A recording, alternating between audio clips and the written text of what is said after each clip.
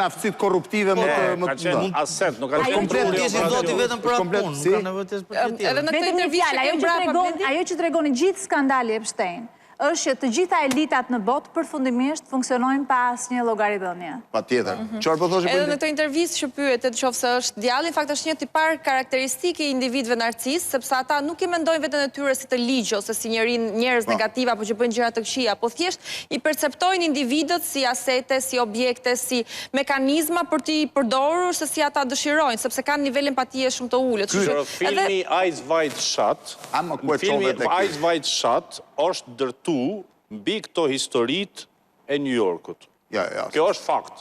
Do më thonë që ka pas në New Yorku në viteve 90-a, fillimi vitit 2000, do më thonë perverzitetin nga më të ndryshmet, Albatros, Eyes Wide Shut është një libër të një autori austriak viteve 30. Ose merë ti kalëp prallën, por ideja perversitetit e elitave, që për shfaqet e filmi Eyes Wide Shut, bazohet në që në New York, në vitet 90, 2000 kanë ditë që njerëz të pasur, njerëz të pustetshëm, bojnë këso gjëra, abuzojnë. Tash unë e prita kolegën për kontekst, vetëm ta provojë së mikën. Ta dëgjojmë pak intervistën që tha Lenida, jepet pak intervistës play. Blendi, këtë që thotë. Prit. Do you think you're the devil himself? No, but I do have a good mirror. Ndoshta egzageron në këtë lloj forme Albatrosi, po e vërteta është që ndodh një normalizim i seksualitetit në politikë. Dhe ke harruar bungën me Berlusconin, pra fillon një lloj seksualizimi që nuk merret më parasysh si princip moral, fakti që elitat e vendeve të ndryshme shfaqen krah vajzave, femrave, gjitha me radhë. Tu shkojmë në trafik, domethënë në trafikim të qenies njerëzore shkohet më tepër. Po ndodh ky fenomen në vitet 90 dhe koincidon rënja e komunizmit në Rusi, ardhja elitave të majta në Britani, në Amerikë, vërshimi milionave dhe në një farë mënyre bie tabuja e moralit deri te ati momenti. Pastaj kjo do se rubi atë historinë të mërshme. Që shoferi taksis që çonte 4 nga vajzat minorene për në vilën e tij në Arkore kishte më duket. Po. I thanë që po shkojmë të festa dhe Berlusconi tha merrni dhe vajzën time është 16 vjeç se mbase gjen në një të pasur atje. Dgjoj. Blendi, për t'i kthyer dhe një përgjigje, mendimi im, opinioni im, për t'i kthyer një përgjigje Orneles që i bëri pyetje gazetarit nga Shtetet e Bashkuara. Pse në këtë moment doli, sepse është në lidhje një luftë, kjo është një nga teoritë që po thuhet në këtë moment, që thuhet ta nxjerrim tani sepse po të shpërthej një luftë, në një farë mënyrë është një argument shumë i madh dhe e kalojmë duke e fshirë se shpallet lufta. Unë do thosha më tepër që është një argument tjetër ai për të cilin pikërisht në këtë moment, është që pushteti vetë po e kupton që një shantazhim i kësaj forme është i rrezikshëm për vetë pushtetin, jo se pushteti ka moral dhe është i moralshëm, po sepse ka nevojë që të qëndrojë dhe të jetojë dhe për mbijetesën e vet ka nevojë pikërisht të zhduk elementin e shantazhimit në këtë lloj forme. Unë e shoh në këtë lloj forme daljen e këtyre dokumenteve. Çfarë kishte me basirin e kishte se pas. Do të thonë është se në prita konteksti mungoj që kanë shku vajza shqiptare. A kanë shkuar? Kjo fakt. Edhe, por, sigur, nuk është lajm këtu mos i bërë pull kuqe. Sepse vajzat shqiptare shkojnë eskorta edhe në lindjen e mesme, edhe dikuj tjetër. Kjo është një problem më i thellë i kësaj shoqënie. Ai është vendimarrje që marrin ato vetë, ne po flasim për trafikim, po flasim për trafikim, avioni që ka ardhur, nuk ka ardhur këtu me marrë milioner nga Shqipëria e politikan, edhe siç do të pa i ka ardhur. O pse do vinte nga New Yorku ti merrte këtu se ka shumë New Yorku. Jo, absolutisht, dëgjoj tek ne që kanë kërku që ka marrë ruse. Ja që merrte ruse, se Bill Gates në emaile thuhet që ka marrë ato smundjeve në ere, pikërisht se ka shkuar me prostituta ruse. Pra, do të thotë që lindja furnizonte në ato momente. Akoma furnizonte. Është edhe kohë kur Shqipëria akoma ishte... Albatros, tani një pyetje kam, këtë ke Hamidi dhe për informacion. Ke Hunter Bidenin që kishte në Po edhe erdhe kamera. Femrat shqiptare janë trafiku deri në New York, kjo dihet, faktu. Janë trafiku apo janë trafiku? Sa është më rëndësia jo të ashti? Jo, unë do të trafikim. Ka shumë rëndësi.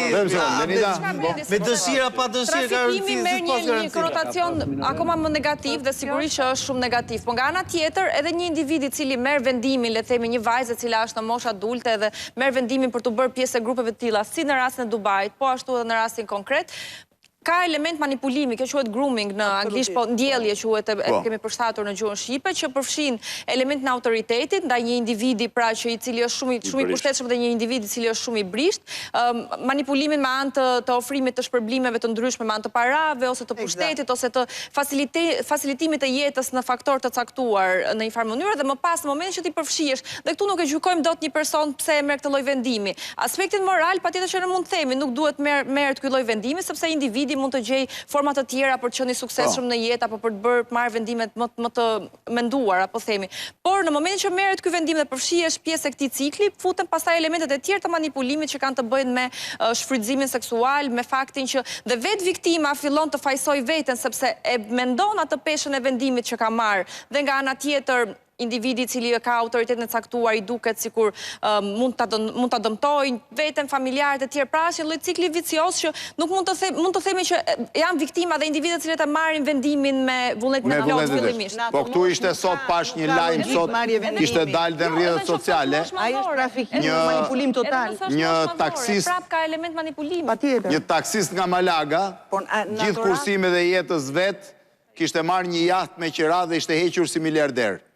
Dhe kishte pasur mundësi të kishte raporte me disa nga modelet e Instagramit. Ishte lajm real se e pash nga BBC-a, që është lajm i verifikuar.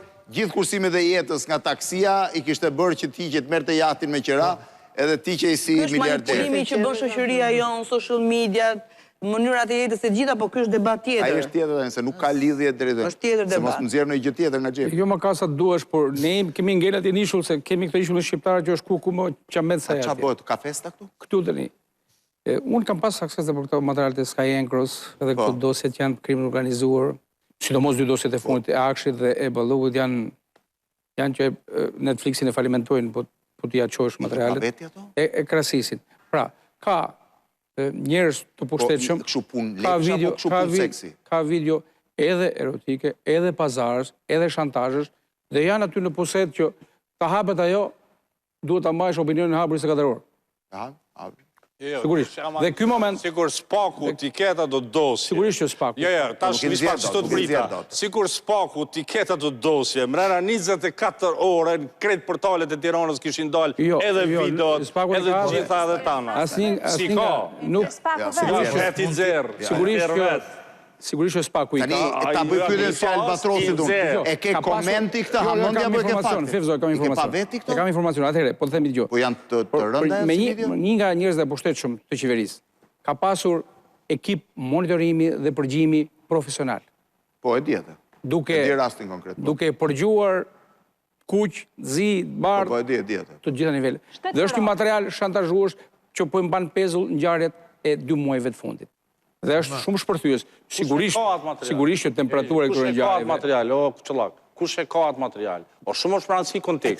Kur i çeli po tema, kush e ka atë material? Nëse ekziston, kush e ka atë material? Jo, shumë është pranë si konteksti, se po na shikoni në Shqipëri e tërë.